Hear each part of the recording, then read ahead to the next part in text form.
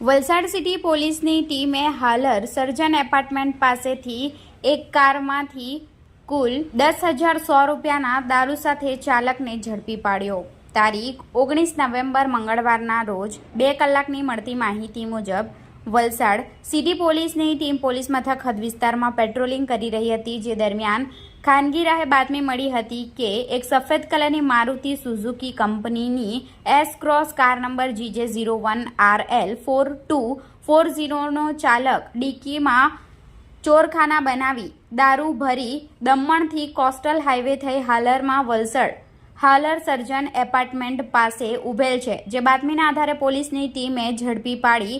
કારમાં તપાસ કરતા દારૂ મળી આવ્યો હતો। પોલીસની ટીમે ચાલક અને કારને પોલીસ મથકે લાવી તમામ મુદ્દામાલની ગણતરી કરતા કારની કિંમત 3,32,00,000 નંગ વિદેશી દારૂ, જેની કિંમત 10,100